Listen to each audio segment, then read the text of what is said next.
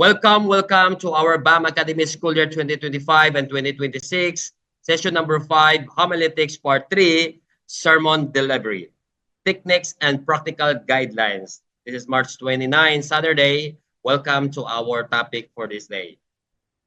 So, first and foremost, we need to do a technique in our preaching. How many of you today having a difficulty with regard to techniques in preaching? Alam ko po, you are learning how to deliver your sermon. And many of us right now having this difficulty of not only creating or making your sermon, but the difficulty of delivering that prepared sermon. The last time we have talked about the making of your sermon. Am I right? Okay. So there are formats that you studied, that we learned last time, and right now those formats, those prepared sermon, we need to deliver those things. So what are those elements of sermon delivery? So this is under the topic of homiletics. So one of the key elements of prepared sermon delivery is the sermon dynamics. So number one thing, why we need to have this sermon dynamics, to think about the dynamics of your sermon delivery, because it creates an atmosphere. Okay? What type of atmosphere? It depends upon you. Kasi po, if you are preaching to those who are in or at jail, nasa prison ministry kayo, so you need to create the atmosphere of hope, di po ba?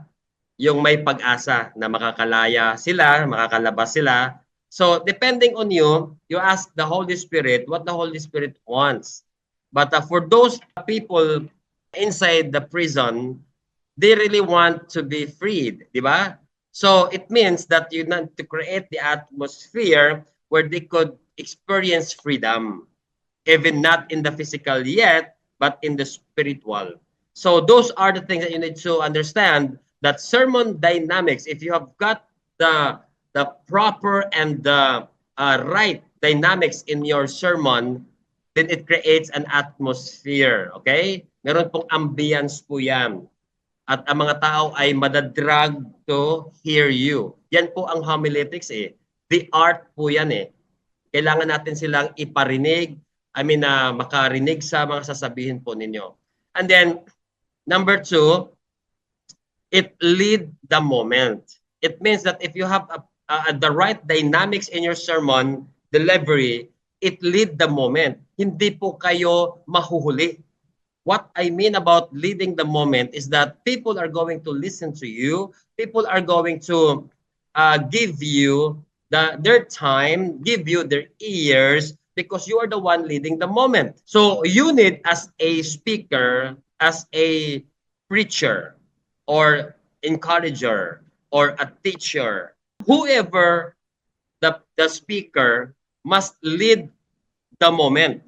It means that you need to get the attention of the people. Kasi po, sayang naman na hindi po nila naririnig yung mga sinasabi po natin. That is a seed. You need to put to them in their minds. And if they are not ready to bring their self into that moment that you want to lead, then sayang yung seed, di ba? Yung word of God na hindi nila maririnig. So, when you have got the right sermon dynamics, you lead the moment. And it's better for you to lead the moment because they're going to hear you, and the Holy Spirit is going to activate their understanding. Next, if you have got the proper sermon dynamics, if you have got this dynamics, you establish momentum.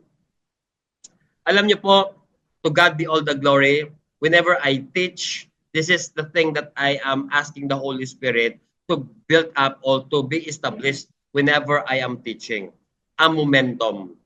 Until you have got the momentum, people are going to listen to you. People are going to look at you while you are talking, because you already established the momentum. Diba? You don't only create the atmosphere that they feel comfortable whenever they are going to listen to you. You lead the moment, you lead them. They are waiting for what you are telling them. And then there will be establishment of the momentum where they love to listen to you. They love the way you preach. They love the way you deliver your sermon. So in this way, sermon dynamics is very, very important that you need to establish in your sermon delivery. Dynamics po ang tawag po dyan. Okay? By the way, let us talk about music. You are playing music. Kung lahat po, all of you, the musical instrument, are playing so loud, ano po yan? World War V po yan. Yung gitara, yung kumakanta, World War V po yun. Because everybody's shouting, everybody's playing drums and so loud.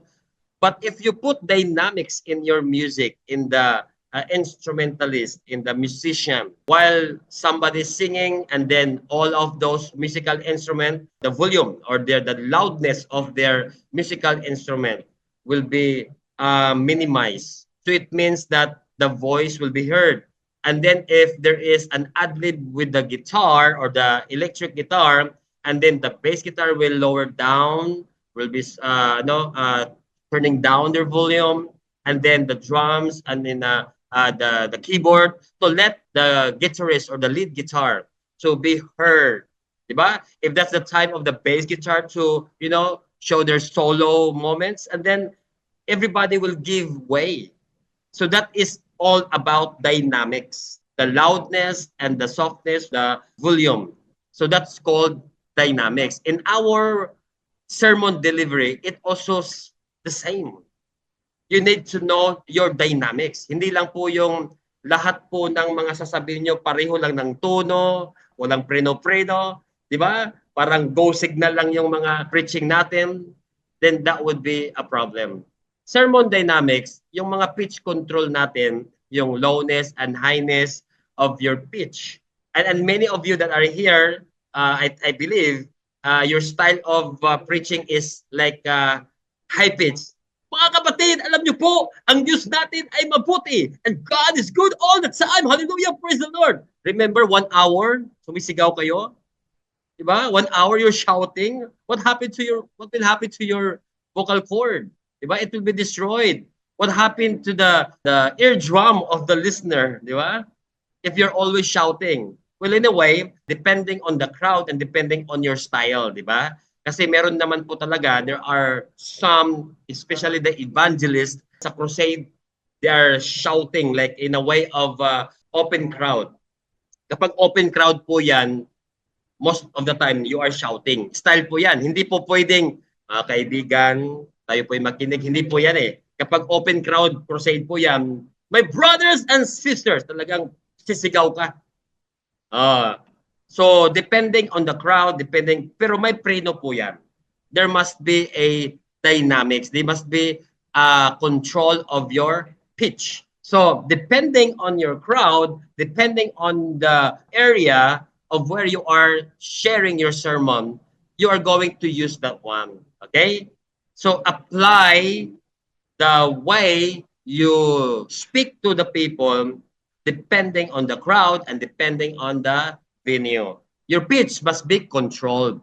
If again, you are inside the gymnasium, you can just, use the volume of the microphone by lowering down your voice and then talking to them in a way you want them. But if it is open area, like yung mga crusade natin, dapat po high pitch po yun at saka malakas. Di ba? Hindi po pwedeng lower pitch sa mga mga open area po. Okay? Next. Yung tempo, yung control po natin, yung the slower or fast ng atin pong pagsasalita, you need also to control your tempo. Amen? Remember, it depends on the crowd. It depends on the venue. For example, if you are in the seminar, you need to be slower. Okay? Remember this. If it is teaching, you need to be slower. If it is evangelism, it's okay to be faster. If it is a preaching, both, gawin niyo po yan. At first, it would be faster. I-decline nyo po into lower. Okay? Pag preaching po kayo, yung sa church preaching. Okay, remember, teaching must be very slow. Dapat po, specific po yung atin pong sinasabi because teaching is very important when you are going to share knowledge to somebody. And if it is evangelism, di ba, yung mga evangelists, way of sharing to them must be like a little bit faster. Di ba? Kasi po, ang mga tao ay nagmamadali. Kailangan po nating kunin yung time nila. Kasi pag slower po, nag-share tayo ng Word of God, ng gospel, if it is, people are going to find it like boring, di ba? Kasi hindi nila hindi nila makukuha agad unless you are inviting them na talaga hindi sila makakaalis. But if it's evangelism outside, like for example, street evangelism, crusade doon po sa labas ng barangay ninyo, then you need to be a little bit faster, di ba? So that they can get the essence or the meat of your evangelism. So remember, there are three ways of sermon delivery: preaching, evangelism, and teaching. Okay, remember that always. Ibang approach po yan. Sa teaching, of course, body of Christ. Ang preaching, of course, yung mga leaders natin sa mga churches, mga members, to encourage them. Evangelism sa mga lost, sa mga unbelievers. So, different approach po yun and different types of sermon delivery. Sermon lahat po yun. Okay. So, meron po tayong tempo control. Okay? Remember that. Ito po yung dynamics na sinasabi ko. Ang pitch ninyo, ang dynamics, ang tempo, dapat po slower. For example, when you are preaching at the church, okay, Sunday service, at first yung introduction, yung title, yung explanation for about the main points, about the proposition, those things, you need to make it like a little bit faster. Okay, you can do it in a faster way. But in the conclusion, especially the verdict, okay, yung mag-conclude ka na and you are asking the reflection, you need to be very, very slow. Okay? Because the slower you are, the more that they could, the more that you get their heart, the more that they get their attention. Like you are going to use some gap principles. Yung gap na yon, yung mga kapatid. And then, make like a 3 to 5 seconds, pause. Do you know that God loves you so much? And then look at their eyes. So, yun ang mga closing natin. Pero at first, the title, yun pong mga pagpakilala sa sarili. Thank you very much, everybody. I am Bishop Harl. I'm here to encourage everybody. And please open your Bible in the book of, pwedeng mabilisan yon, diba? But along the way, madadrag po yon, madidecline po yung tempo ng pagsasalita po natin. So at the end, you must be very, very slow. Like mga kapatid, you need to give your heart to God. Do not forget, every words, kailangan mong bigyan ng accent po yan. Every words, kailangan po bigyan nyo ng highlight. One by one, yung mga syllables natin. Be consistent. Mga ganon. Pray. Parang i-emphasize mo yung word. Pray to the Lord. Ask the forgiveness of your sins. Brother and sisters. Yun. Diba? Yun ang mga ending part. If you want to apply art, to apply techniques in the sermon delivery, ito naman po ay mga suggestion lang. But if your style is not like that, then you can do with your style if sa tingin nyo po ang style ninyo ay talagang ang mga tao'y or nakukuha mo yung attention nila. Okay? So, it depends upon situation. But if I were you, try to apply these principles of homiletics with regard to sermon dynamics. Ito yung sinabi ko kanina, yung gap control.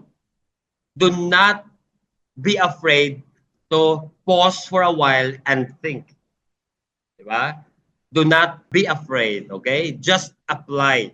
If people are talking, if people or the audience are, having a busy time talking each other, try to do the gap control and you can minimize their volume or their noise, di ba? So yun ang style eh. Tingnan mo sila sa mata and then look at them and then have those gap control. So pause and think. Gamitin niyo po ito whenever you are going to ask their attention. Okay? Kasi nga, homiletics is the art. Art po ito of sermon preparation and delivery. And then, transition control. Sermon dynamics, if you want to build as dynamics in your sermon, you need to what? Connect between lines. May transitional po yan. Okay? If you want to connect from an idea to another ideas, dapat may transition control po yan. Diba? It means that you need to think some transition whenever you are connecting two ideas or more.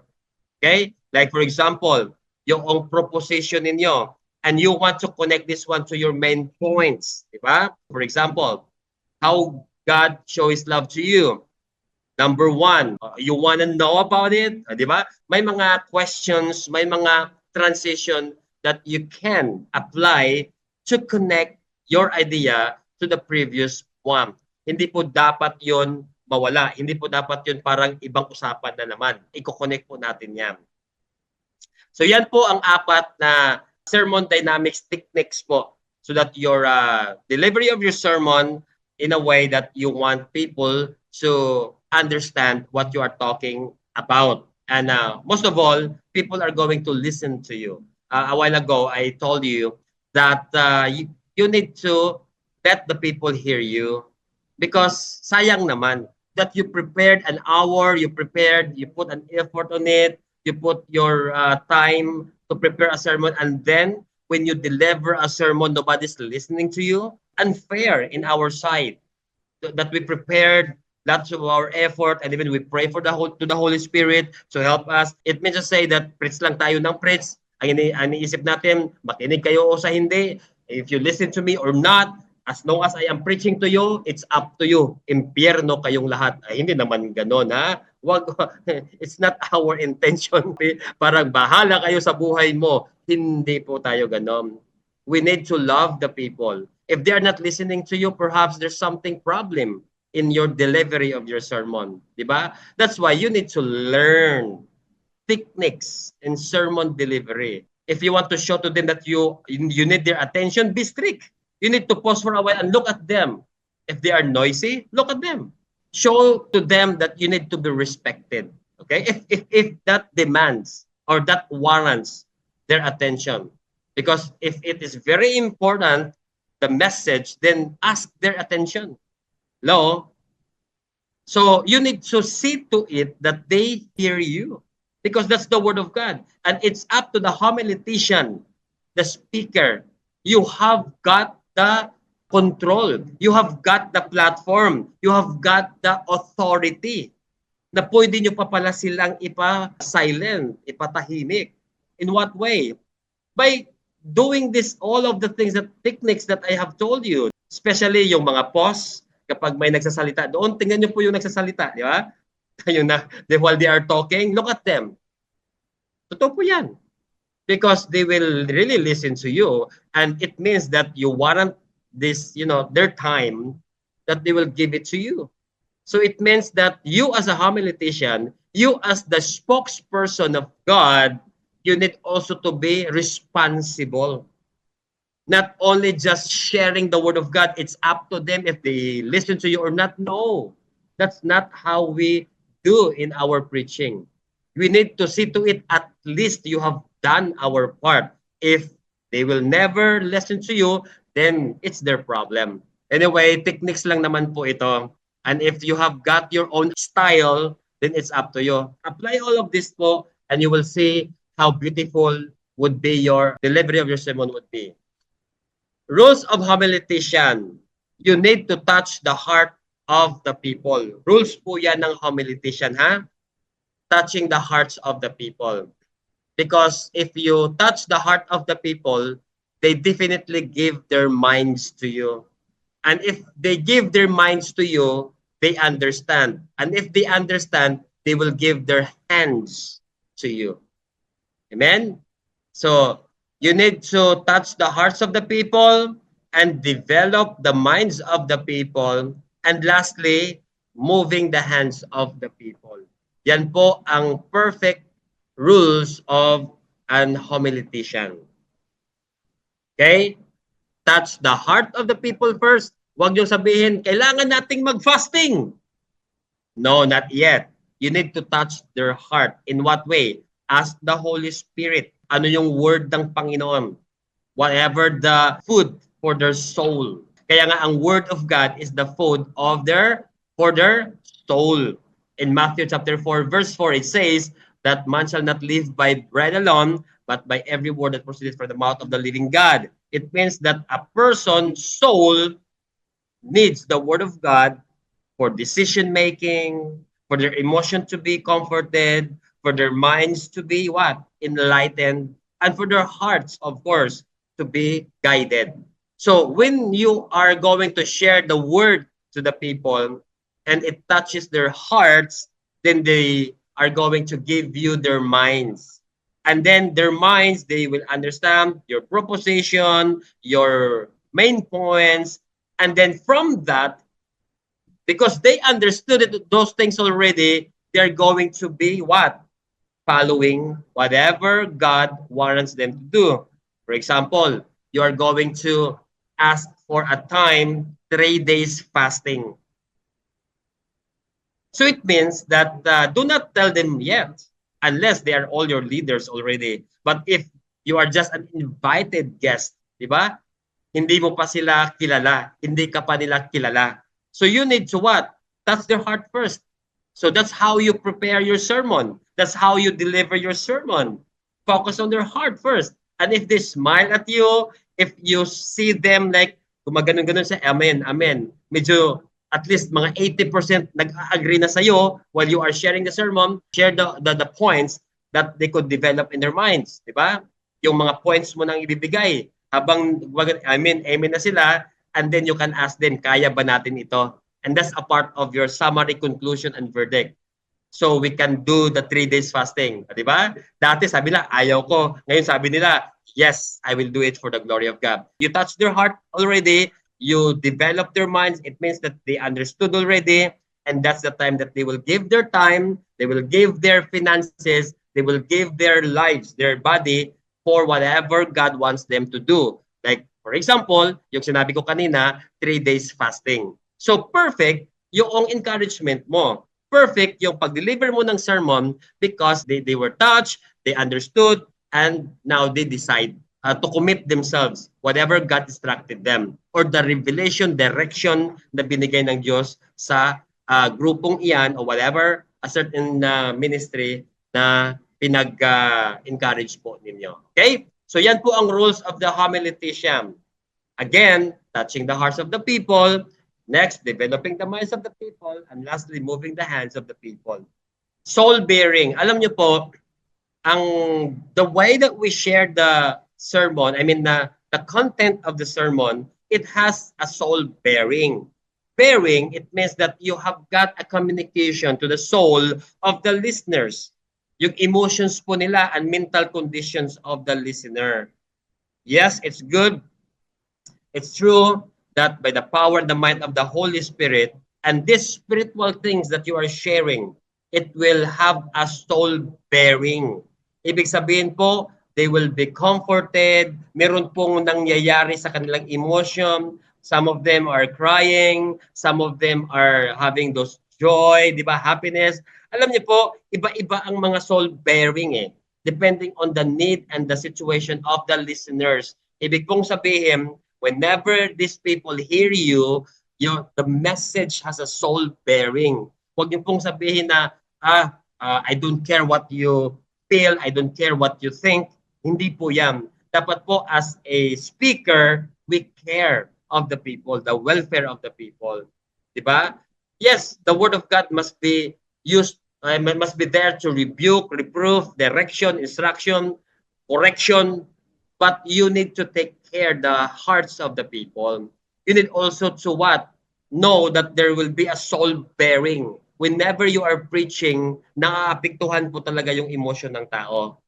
If they're really listening to you. If they're not, then walang sayang yung pagkakataon. So, see to it that you are going to understand and you're going to evaluate your listeners, ano po yung bearing na yon? Ano, saan po sila na drag, di ba? If your preaching is all about letting them realize their mistakes, so iiyak po talaga yan.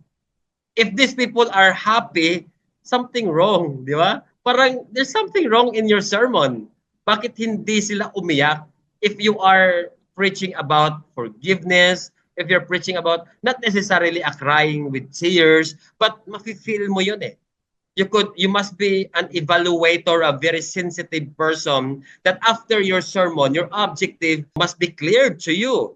Diba? Ano bang objective? You, when the Holy Spirit give you this message, forgiveness. So, you know already that after, objective po yan eh, dapat isulat niyo po yan. Na ang objective po ng sermon na ito, to let the people realize that they need to what? Forgive others. We don't know. Siguro majority of those people in your church, mga unforgiving heart na, 'di ba? Unforgiving people na i-break yung unforgiveness na yon. So, you are preaching. So that will let them, have the soul bearing, yung soul nila pag narinig yung word na yon, yung mga prepare ninyo na sermon, they are going to be carried that, emotion. So if they are just they're not crying, they're just okay listening to you, something wrong in your sermon. They must be a person that will, most of those times they will cry, most of these times they will be silent, parang merong reflection na nangyayari. If you are preaching, for example, in other occasion like Thanksgiving, tapos umiiyak yung lahat ng mga tao, iba ka hindi Thanksgiving yung preaching natin dyan. Di ba? Baka umiiyak na yun dahil giving ang hindi thanks, giving ang benefits ninyo. Kayo talaga. Ha? Kasi hindi marunong magbigay, kaya umiyak. Parang may pinuhugot si Bishop Arla. Nagpaparinig lang ako kasi Sunday na naman bukas. Okay. May soul bearing po yan. And you must be a very good evaluator of your audience. Hello? Hindi po yung Diyos na ang bahala, Bishop. Basta ako, share lang share. Nako, you will never grow as a homiletician. You will never grow as a speaker. Diba? Prepare yourself. Nag-prepare nga tayo sa mga secular eh. Diba? Sa ating mga courses, sa ating pag-i-invite ka sa mga companies, naka-prepare ka, sarili mo, the way you talk. And right now, for the glory of God, and then you just don't prepare, you're just making it like, okay lang yan, no need to prepare. The King of Kings and the Lord of Lords, then you are not preparing yourself? No. Dito nga tayo dapat ibuhos lahat ng ating kaya. Diba? So give the best of your time. And then, pag panahon, sa panahon na, Lord, I need you, and then you are demanding, ano ka? Diba? Hello? May mga expression na ganon. Ano ka, hello? Diba? No. God is a God of justice. Remember that. You get what you deserve. Yun po ang tinatawag nating justice. You get what you deserve. But, remember this, good for us right now kasi merong grace. Diba? Under grace tayo. Yung you get what you don't deserve. Diba? Yun ang grace eh. Hindi ka deserving pero niligtas ka ng Panginoon. You didn't deserve to be blessed but binless ka. Why? Because He wants you to experience Him. He wants you to experience His presence, His goodness, His greatness. But, aywan ko, some people are not grateful enough to thank the Lord. Di po ba? I might sound so preachy right now. Parang gusto ko nang mag-preach ha. Mamaya na yon. Yun po ang ibang style of delivery of your sermon. May soul bearing po yan. So yung mga mental condition ng mga listeners, dapat po na-evaluate po natin. And then we have given time to decide kung ano po yung gagawin. At kung umiiyak po sila, then go with that emotion kasi may bearing po yung mga lahat ng ating mga pagtuturo. Body, hand, eye gestures. You need to practice. Hindi lang yung nakatayo ka dun sa pulpit tapos parang, di ba? Parang poste na hindi ka man lang kumibo. You are not shaking. Pastor or leader, brother, ano nangyari sa'yo? Ba't hindi ka gumagalaw dyan? Buhay ka pa ba? Are you still alive? You don't even look at the people. Yung eyes, eye contact natin. Look at the people. Kung nanginginig po kayo, if you are having this stage fright, na pag nakikita mo yung mga mata ng mga tao, you have got this mental block. Parang na may mental block tayo. Look at the person siguro, a part of the building, as long as, look at the head of the people. Yun ang style ko eh. Parang hindi mata ang titingnan ko, yung mga ulo ng mga tao, yon. Pwede yon. Huwag yung sa mata. Dahil pag sa mata po, pag merong, di ba?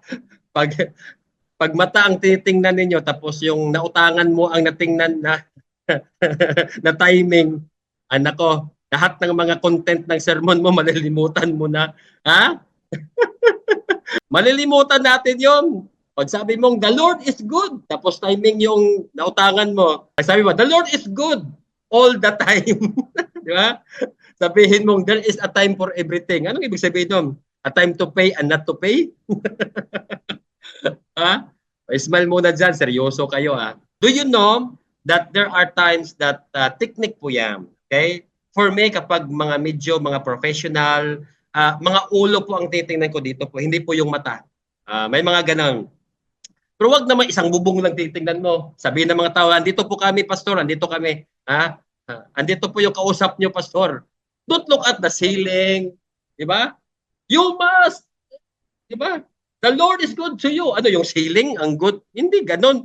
Look at the people, not the ceiling. Ano ba yan? And most of the time, yung Biblia lang talaga.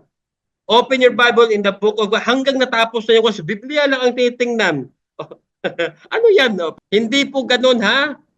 May kausap kayo. You are not just a speaker. Kaya nga, sabi ko sa mga homiletician, you are not just a speaker. We must be a communicator. Isulat niyo po dyan. Please write it in the tablet of your heart. Di ba? Ano yon? We are not just a speaker. Kasi ang speaker po, di ba? Parang salita lang salita, kahit na hindi na pinakikinggan, salita ng salita. Hindi po tayo speaker, but communicator. It means that you evaluate the condition of the people, you know where to stop. Pag medyo boring na yung sermon mo, then stop it, di ba? I mean, yung points na yun, parang hindi nila nakigets yung point number 1, go to point number 2, agad-agad. Do not force to finish. Dahil may mga verses kapag hindi nasabi, don't read it kasi boring na yun sa mga tao. Hindi nila tinatanggap ang part na yon, di ba? Go to another points. Pag medyo tinatatanggap nila, habaan mo ng konti. Put your time there kasi medyo nakuha mo yung momentum on that certain points. Yun ang good communicator. You communicate to the people, evaluate their condition, evaluate their responses to you. Amen? So we need to please be aware that our hand gestures very important. Pag sinabing ang langit at ang impyerno, sa iba ba talaga ang impyerno? Ang langit at ang impyerno. Ang langit at ang impyerno. Ano yun?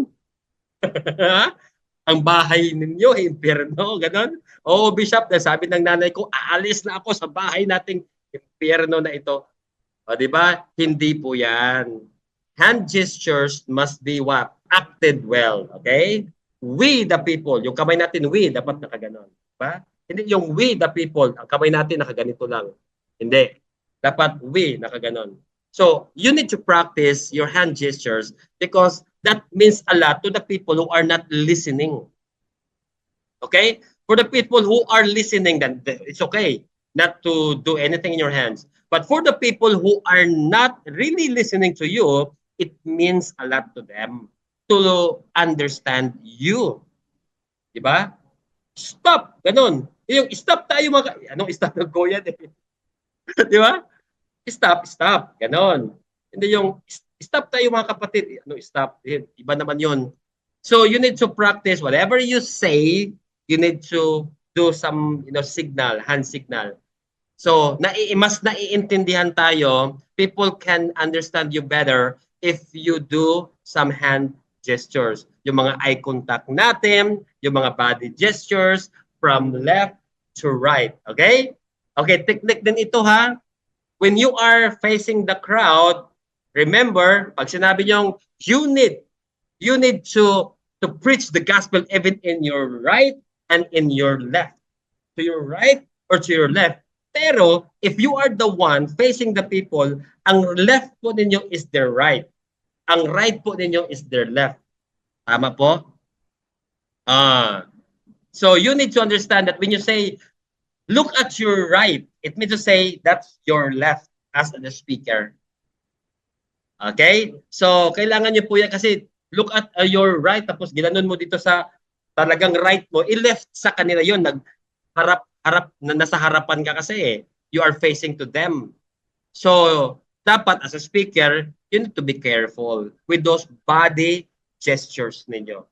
Eye contact, hand gestures, and body gestures, very, very important for those people who are not really listening to you. How much more for those who are listening to you? They could get what you intend to give. And also, one of the things that in the sermon delivery, creating a sense of humor. Yung mga humorous speech plus seriousness means a lot to the listeners. So, hindi naman lahat po may good sense of humor. Some of you, mga bad sense of humor. Tama ba yun? Bisap, anong opposite ng good sense of humor? Eh, bad sense of humor. Ano pa ba? Ha? Alam mo yung, ay, nagpapatawa pala kayo, pastor. Sabihin mo sana nagpapatawa kayo para, di ba? Tatawa din kami. Alam mo yung, you want to create something, jokes, and then people are just, ano yun? Nagjo-joke ka na pala. Di ba? You need to be, mastery lang po yun eh. Ako hindi po ako marunong sa mga joke-joke na yan. Ito po, normal ko ito. Minsan nagkakamali. But there are really people who love to share jokes and they practice it. Practicean nyo naman. Pag mag-joke kayo in your sermon, especially yung mga introduction, mga opening, pag magbigay kayo ng joke, practicein mo yung muna sa bahay. Okay? Na-miss mo yung sarili mo, makakatawa ka. Di ba? You must face at the mirror and then share your joke. Pag hindi ka tumatawa sa joke mo, sa sarili mong joke, wag mong ibigay sa mga tao yon. Okay? Dahil hindi ka nakakatawa. Bad sense of humor yon sa iyo. Okay? Totoo po yan. It takes practice. Pero may mga tao talaga na natural comedian. Di ba? Yung built-in na sa kanila na tumawa lang sila, 'di ba? Yung tawa nila, tumatawa na yung mga tao. Ayon. Good sense of humor 'yon because he got those, appeal. Not all of those, preacher, speaker needs to be humorous in your speech. Okay? For me, ako nga may mga teaching nga ako that I don't need to create jokes, I don't need to let the people laugh, especially when you are talking about very serious things. Okay? Not all of the time. Pero you're invited for a birthday celebration or Thanksgiving celebration, dapat din mga humorous speech most of the time, gawa din kayo noon. Kasi happy birthday, di ba? Happy Thanksgiving Day. Tapos seryoso ka, wag po. Okay, next. Developing your character on stage. Malapit na ba ako matapos? Okay, whenever you are on stage, you need to develop your character. Alam niyo po, one of the things, there are preacher, speaker, or evangelist na bastos, di ba? They are abusing the platform na binigay sa kanila. And don't forget that we are having a privilege only, that there are people who listen to you. Privilege lang talaga yan. Whenever you are on the stage, always think about this is already a privilege. This platform that people listen to you. So do not abuse that privilege and also develop your character. Dapat meron tayong character.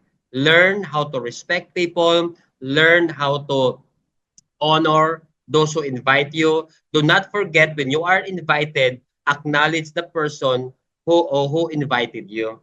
Hindi yung agad-agad preaching ka. Pasalamatan mo muna, thank the Lord sa buhay po nang nag-invite sa akin, si Bishop ganito. I-acknowledge nyo po yun. That's a part of the proper sermon delivery. Okay? Huwag tayong maging bastos na sa akin ang stage nito. Ang nag-invite mo pa ang tinamaan mo, di ba? Pinatatamaan mo. Yung nag-invite sa'yo, pinatatamaan mo, wag naman, di ba? That's personal already. Be spiritual. Mga 7 don'ts doon po sa sermon delivery. Number 1, do not say that you are forced to speak. Okay. Bato-bato sa langit, lahat kayo bukol. Okay. Listen to this. When you are being told na, can you preach today kasi wala si pastor? Or can you preach tomorrow kasi because it demands your time na ikaw muna bukas kasi ganito ganyan. Huwag naman yung on the stage, sabihin natin na mga kapatid, sorry po, hindi ako masyadong naka-prepare. I'm sorry that I am not really 100% prepared. I was just told yesterday. Hindi po 'yon. The trust of the people, the confidence of the people that they hear you, it will be broken. 'Di ba? Hindi po kayo pakikinggan ng mga tao. Bakit? Hindi kayo fully prepared pala. Hello? Kung ako makikinig, hindi ka pala fully prepared, ba't andyan ka? Kasi napursa lang ako ni pastor na ako ang pinapreach ngayon. Kaya nga, wag nyo po, 7 don'ts po yun, number 1 po yun. Do not tell the people that you are forced to preach. Diba? But instead, thank the person who invited you. Pero nangihinig ka na niyan, di ba? Ikaw lang at ang Diyos ang nakakaalam nun. Kaya nga sabi sa Biblia, it's not your might nor your power, but by the Spirit of the Lord. Sige lang. Ang Holy Spirit po ang bahala dyan. Amen po ba? The Holy Spirit will take care everything. Number 2, do not apologize when someone is rebuked. No? Na pagkatapos, alam mo na na-rebuke siya, and then parang galit sa'yo. Di ba? Alam niyo po yon na galit na sa'yo dahil alam mo na siya ang hindi nagbigay ng tithes. And after the end of the sermon, you approach the person, sabi mo, Brad, sorry Brad yung mga preaching ko kanina, hindi po ganon. Di ba? Yung taong sinabihan niyo po yon, tataas po yung yabang nun.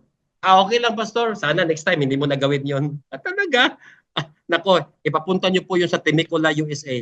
Doon sa Love of Christ, di ba? Tingnan natin hindi maiiyak yun. Di ba? Hindi po gadon. Walang apologizing po. Bakit? It's not you who is saying that one. It's in the Word of God. Mabukol na kung mabukol. Di ba? Mabukol. If you are want to be bukol. Di ba? But I don't care. Why? Because God wants to break you so that you will become like Him. I mean, to have all the values like Jesus Christ. So if someone is rebuked, God is talking to them. Do not apologize. Hindi yung pwedeng, sorry sa sinabi ko hindi. Okay lang naman yon if it matters. Pero yung sinabi mong, may sasabihin ako sa inyo, sorry kung sasabihin ko ito. Hindi po. Kung sabihin nyo, this is the word of God. We must listen. Diba? Hindi po yung sorry ka ng sorry dahil sasabihin mong na-review ka isang tao. It doesn't work like that. Next. Ito. Bukol na naman. Daming matatamaan ito. Okay, bukas, magpipreach ka na. So sabihin mo, do not copy-paste your sermon. Be original, okay? Be original. Mamayang hapon ang sermon. Ngayon, going to Brother Google, di ba?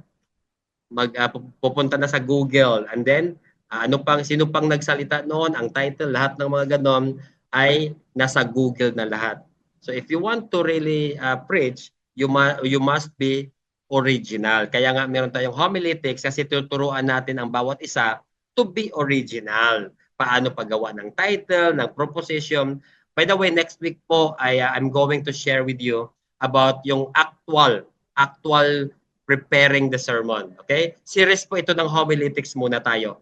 So that everybody demands this topic. Next.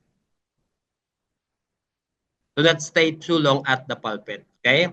Dapat po on time tayo kung anong binigay na time sa'yo. For example, pag binigay ng time sa'yo, 1 hour, 1 hour lang talaga. Pag 30 minutes, 30 minutes lang talaga. On or before that time, you must end.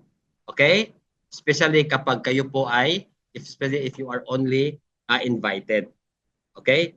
But if that is your church and they know about your time, then okay lang yon kasi kilala na kayo. But if I were you, the better matapos na po yung preaching po ninyo or speaking engagement. Next. Do not be a self-glorifying speaker, yung tinatawag na apology. Okay? Walang apology sa atin, kundi lahat po para kay Jesus Christ. And then, do not talk beyond people's ability to listen. Sabi dito, ang mga tao ay for 30 to 40 minutes lamang ang ability to listen to one speaker. Okay? You can have a transition when you are going to do two speakers. Pwede yang makinig sila ng another speaker na naman. Pero sa'yo, sa isang tao, 30 to 40 minutes ang ability to listen to you. Beyond that, ang mga tao ay magsasalita na, matutulog na. Okay. And lastly, the 7 don'ts. Do not play around the pulpit. God's word is holy. Ibig pong sabihin dito, wag nyo pong paglaruan ng pulpit na parang ako ang nag-preach ngayon so I can do everything I want. That's wrong because the Holy Spirit must be your teacher. 7 don'ts in delivering a sermon. Number 1, soak your sermon in prayer. Pag walang prayer po yan, it's not the powerful sermon. Remember that. Prayer must be present always in our delivering a sermon. Use the pulpit for selfless motivation. Selfless, okay? It's all about God. It's not about you. Study great speakers, yet develop your own style.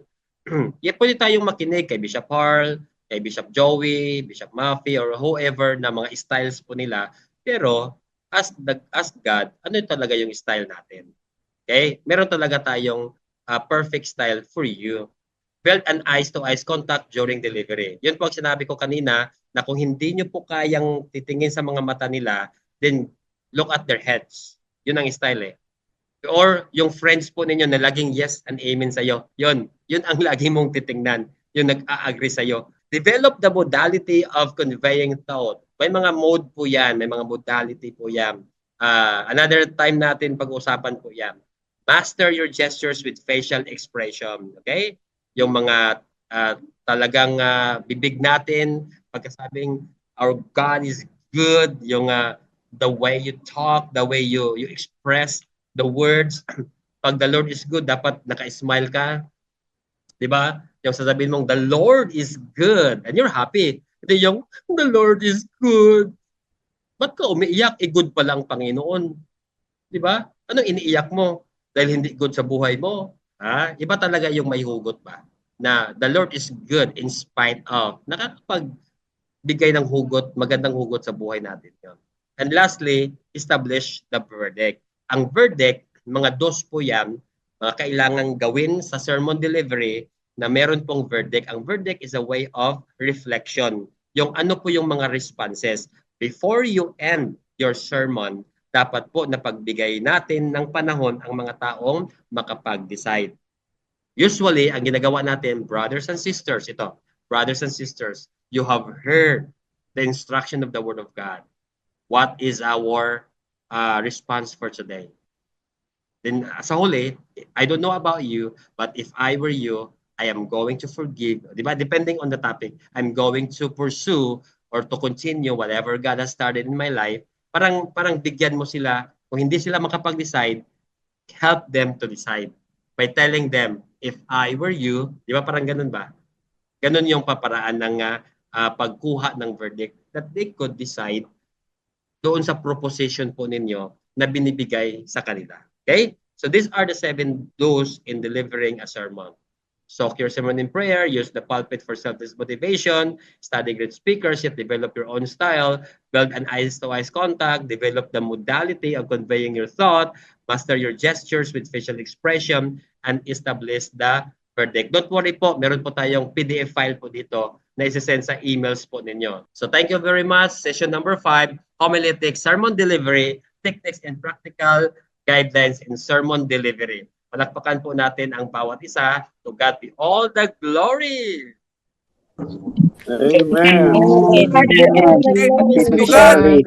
the glory. Hallelujah.